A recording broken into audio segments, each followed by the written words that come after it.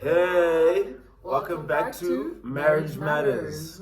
So, year one of marriage and everything that it entailed, kind of give you a good history of what we went through as a couple, the things that we learned, the things we did horribly, the things we could have done better, the things we hope that we can share so that you guys have the opportunity to do things a bit differently when it's your turn.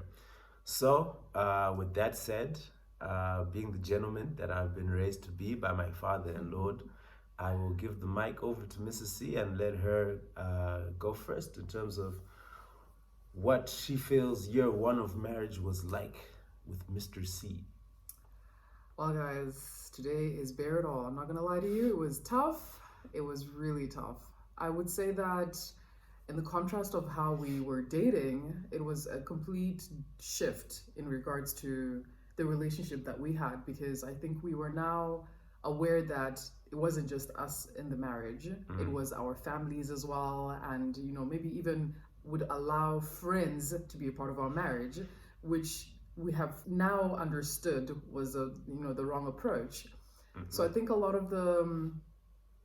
I would say a lot of the new couples or singles that are starting to learn about what marriage really is like, they need to get to an understanding that there is a hierarchy when it comes to marriage, and that hierarchy needs to be respected. And as soon as you understand what that hierarchy is, things flow a lot better. And I think a lot of the times the decisions we'd make in our marriage were based on what we felt was the proper hierarchy.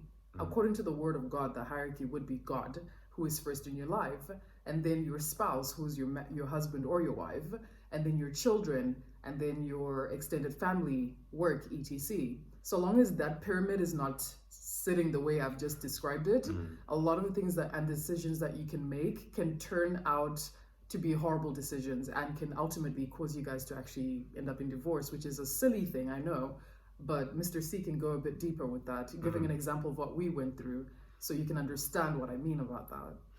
Yeah, so I completely agree. I think the first thing I can identify with was in year one, our hierarchy was all over the place. And I think what I know now is that we didn't have the teachings. God's word is the perfect manual to do marriage God's way. However, what we didn't understand is that we didn't have that, right? So we were looking at, okay, what did we see growing up? What has the world taught us? And kind of just, treating it day by day. So I think this is what made marriage in year one as tough as it was. So a good example is we were both in university, I believe. Yeah. I was doing my last year. Mrs. C had finished her master's. We were pregnant with our son, Malik. And basically at the time, I think there was the whole recession and all of these things going on, global recession. So getting a job was like extremely tough for new graduates. God blessed us in the form of giving me a graduate job at a very good company. So we got the opportunity to move there. We had to stay in a place called Yeovil, which is in Somerset. Oh my gosh, like literally the only two black people in a community of white people. It was interesting, to say the least. And it definitely was. Look, we definitely stood out a little bit, a lot. Yeah, thanks. but look, the job was great. The pay was, phenomenal. However, what then happened was that because as a young man, my belief system or my ideology at the time was such that my function was solely to provide for the family, right? So that was priority number one at this stage in year one of our marriage. So I'd go to work, usually very early, like maybe 7. You'd be at work by 7, and you'd come home pretty late. So you've got V, who's got, or Mrs. C, sorry, who's got our firstborn child, who's there very young. She needs support with, things at home, cooking, cleaning. This is England, so there's no maids or help or anything, right? I had to be mom, dad, gogo, sisi, tete, ambuya, the whole shebang. Wow. Right. And then she's also very isolated because we live in the middle of nowhere. Yeah. Right. So that is also tough. The need for sort of human interaction was very limited for her. Her trying to find even young moms to hang out with, it was difficult because they had already formed like their little cliques, their groups, their little mom cliques. Exactly. It was really hard because can you imagine he's left home at 7 a.m. He's getting back at 7 p.m. because he's also going to gym at the same time. And then he's getting home. Literally, I don't think even the dynamic that we had in regards to God was even present because the only time we'd actually pray was, you know what I mean? Like literally. Yeah, well, we were those Christians at that point where you pray, you prayed because it was dinner time. Yeah. And you've done that your whole life, so that's automatic. That's what you do. And we'd also pray when we wanted something. So when we were in trouble or we wanted something, that's all of a sudden it'd be like, come, let's oh pray. My gosh. And so at that point, your one relationship with God was very selfish. Yeah. It was very self-centered. It was focused on what can we get out of God versus what can God out of us. What can we do for God? Yeah. And it showed. So because even in that relationship, because it was skewed, the way I was treating Mrs. C at the time was skewed because I'd be like, okay, so I've just come home, I'm working these long hours because you leave home, it's dark, you get home, it's dark, it's winter in England, it's miserable, you work extremely hard there. Anyone, who's worked there would know. And you get home and you're tired, you're beat. And I'm like, thinking, look, I've been home all day with the kid. He's been crying all day. I've had to have him watch TV most of the time because I need to sleep because remember, I'm pregnant here with our second child. So I'm exhausted most of the time. And he's, coming home expecting dinner to be ready, expecting the house to be clean. And for all those moms that are balancing this kind of, dynamic in their lives can understand that specifically when there's no help, that this can be a tough situation. Like I said, I'll be the maid, the mom, everything, because our son ultimately saw me most of his day, right? Because when dad gets home, he's probably fallen asleep. So dad gets to spend time with him if he's awake. And the relationship that I then developed with our son was so deep and insane. It was like I fell in love with my son because that was the only person that I could really relate to. And literally language went downhill from Muna Pizza masters to someone who's Google Gaga and doing baby talk, because that was the only kind of relationship and communication that I had live, besides, obviously talking to my mom on the phone once in a while. So it was tough, guys. So yeah, I think, look, I can speak on behalf of myself. Yeah. And I think the mistakes I realized that were made from my point of view was that at that point, my wife needed me a lot more than I realized from an emotional standpoint, from a spiritual standpoint, just from a loving standpoint, period, right? But I was so focused on, well, I need to work hard so that we have money and we can do this and we can do that. And I need to impress so-and-so. And that was the vision. That was what was important to me at the time. So it became so skewed that in pursuing that so much, we work hard because we want to provide for our families. But if your families are miserable as a result of you working hard, what's the point? What are you achieving? Yeah. Because the money will never solve the intimacy issues or the needs from that spouse's need. And so I really had no idea, I had no clue about what her true needs were at the time, and it's only because I had that tunnel vision. I was blurred. I didn't have God in my life the way I needed to. I regret it because I wish if I did have God in my life then, it would have been a very different experience for her. Right? And guess what? You have your firstborn once. Yeah. So these are things that we can't relive. But I think the great thing about it is knowing that we get to a point where, well, you then meet the right people and then you have the relationship with Christ and then you turn it around, right? And then you have the experience to say, well, look, I'm going to humble myself or ourselves to say we got it wrong. In year one, we didn't do it the way it should be done because we didn't know any better, point blank period. But we now want to share to give you an opportunity to get it right. And honestly, right? You can talk, I mean, you can come from the most loving family ever. You can think you're the kindest person alive, right? Without God at the center of all of that, That's right. right?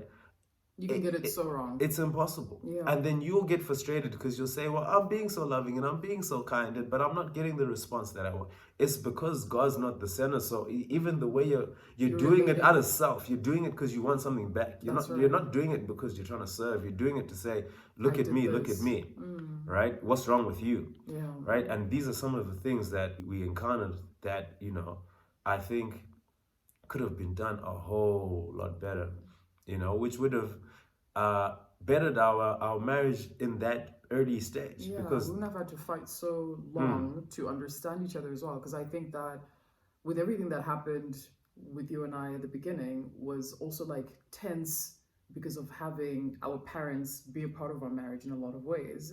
And in allowing those things sometimes, I think we allow the wrong priorities to take precedence in our life. You know what I mean? So where I say to put God first and then your wife or your husband, etc., is that we had so many things periodically wrong. And because of those things, I guess, even relational wise, so for example, let's say he'd get home and he's supposed to have dinner cooked and everything. I would still do those things, but now my heart is getting hardened because, like, let's say at those bachelorette parties that you guys throw for us, when Tete is sitting down, when whoever it is that is supposed to be in the setup, I never got to have that because we're in the UK the whole time. But like from generally what you guys say, you have to get sat down and then you get spoken to about, auntie. We usually get the general comms about, oh yeah, unofuna kudai somrumo wako and whatever, auntie, which is like culturally normal. But then the strife that builds up from those things, like what I'm saying as a woman is that you're being told to be submissive, you're being told to be respectful, you're being told to do all these things, auntie. I'm supposed to love to want to do these things, right? At that time, I promise you, I was like, time out. Can someone else come in the ring and not me? Because I'm done. Like my gloves were on and I was like ready to be like friend because I just felt so small at that time. I felt all like of the offenses. Yeah, and the offenses were building up as well because I feel like even when you would want to talk about something, even when I want to talk about something, I wouldn't have the opportunity to because you're either very tired or like you were in your mode of, look, I'm working, I'm providing for the family. So, I mean, and then I would look at you like, but dude, yes, I know that I'm not going to a job, but my job right now in the stage I'm in is to be the mother to your children. And like no man can ever understand kutikana unem cheche. Literally, he was a toddler, guys. Like he was no more than 9 months old when we were then pregnant with our daughter. Where aba urgu dilani toddler, and then you're dealing with pregnancy, and you know what comes with pregnancy in itself without even having a little other person, and then you have him misunderstanding how that world works because he's thinking in his head, well, I'm waking up at 7, coming back at 7. I'm busy doing my thing at work and you're there home sleeping or whatever he'd assume.